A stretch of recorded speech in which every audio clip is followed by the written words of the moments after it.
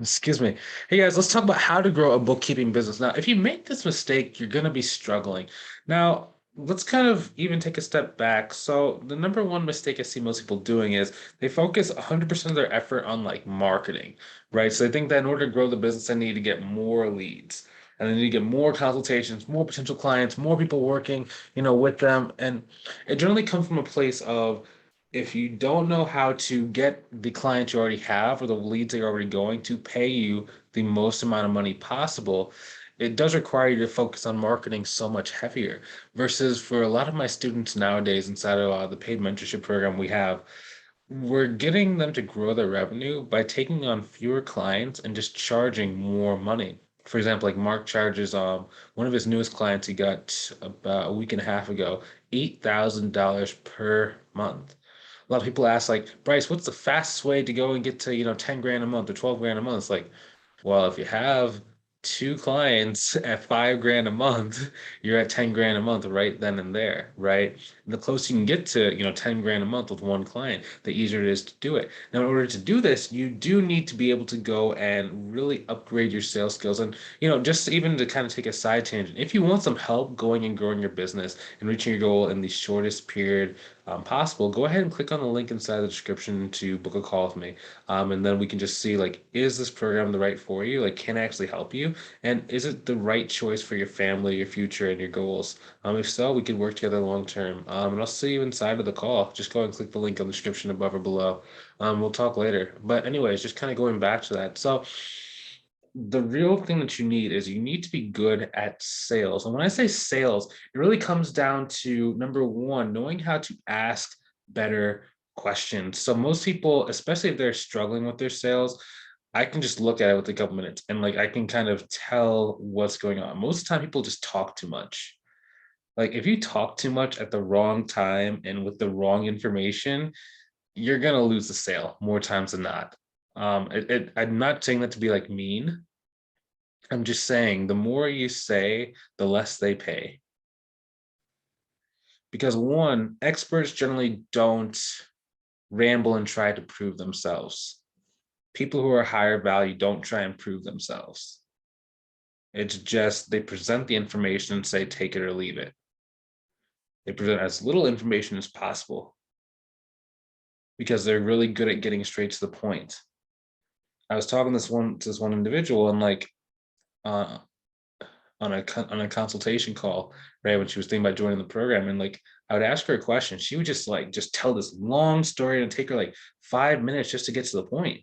And it's like, dude, that's why you're having trouble like selling. That's why you're not getting people to want to pay you $1,000 a month. In some cases, it might be the size companies that you're speaking to. But when we look at the size company, we look at like, how many transactions they have, and we plug it into the calculator that I give all my students. It's like these people should have been paying you like 1,000 a month, but they're only paying you $300 a month. One, because you didn't know the price before we started talking, and two, like they just probably weren't willing to pay you any more money because they just didn't respect you, right? Instead, you need to start learning how to utilize more silence, more calming techniques, and just really like just saying less and being able to ask better questions.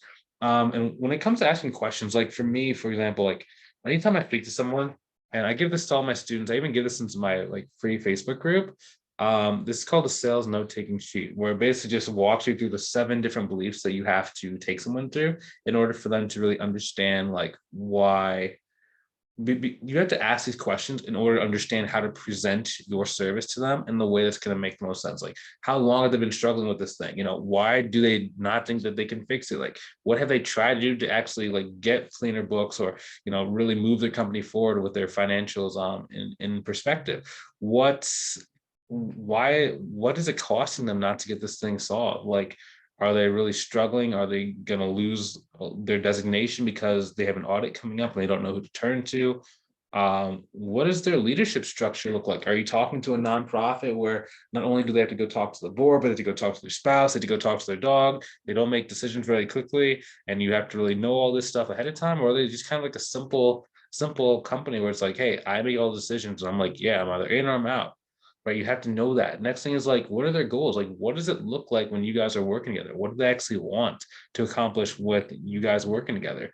Next thing is like, are they financially qualified? Like, how much money do they have in the bank? Do they just get a new round of funding? Do they just get a giant loan? Right. That's going to also dictate whether or not you want to add a swagger fee to this. A swagger fee, that's just kind of slang we use inside the program where you're talking to the person, the pricing calculator says it's like $2,500 a month, but you know, based on talking to them, based on how financially qualified they are, based on looking at their books, that they got a lot of money and they're very loose with their money. And you add on extra 1,000, extra 2,000, extra X amount of dollars per month, just because. Like no reason, no rhyme, no reason, just because you knew you can get that much more money. But in order to know that, you have to ask all these different questions, or else you're going to really, really struggle. And that's a lot of people, like, they just don't really understand that. They think it's a marketing problem, not getting in front of the right leads. The people in front of me are just starting up, or I finally had a 7-figure company. They're doing 100 grand a month, and they don't have any money in the bank account to pay me. I this one lady told me that on a consultation. She was like, man, they told me on the call they could only afford like $200 a month, but then when I got in there and I was looking at their cash account has over $1 million inside of it. I'm like, yeah, it wasn't that they couldn't afford that. It's just they didn't value you and your service at more than $150 a month. They actually value less than the price of one of their Apple computers or Apple laptops, right? And that comes from having a bad sales process and really not knowing what to say on the calls to get people to really care about working with you. And once you get that kind of fix and once you get a handle on that, it becomes very easy. You don't need to do like 5, 10, 15, 20 consultation calls. Generally for me, like for the students that get to like 10 grand a month, 12 grand a month, like you don't need that many consultations. At maximum, you need about 35 to 40 different people you're speaking to who have gotten on a consultation call with you in order to be at 10 grand a month. And that's assuming that, you need 20 clients maximum to get to that 10 grand a month kind of level. So if you start getting bigger clients and you start getting better, of course, the number of people you need to speak to starts going down, starts dwindling. But that's kind of the secret to doing this. And that's how you grow your business with a lot less effort, a lot less time put into it, and a lot less marketing. Now, if you want some help growing your business, okay, like some people, they want to kind of figure this thing out themselves. They want to, go through the pain of trying it. Personally, for me, I was like that when I first got started. Looking back now, I'm glad that I started investing in myself so I can figure this stuff out and like not struggle.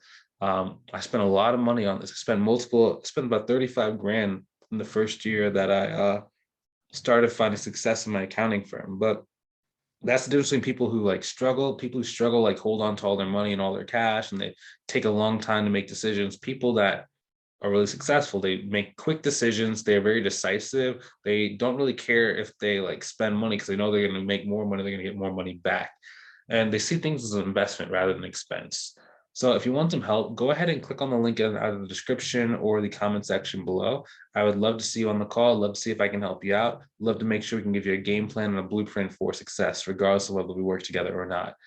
So that's you. I'll see you on the call. If not, you're not ready yet, that's okay too. I'll see you on the next video. Have a great day.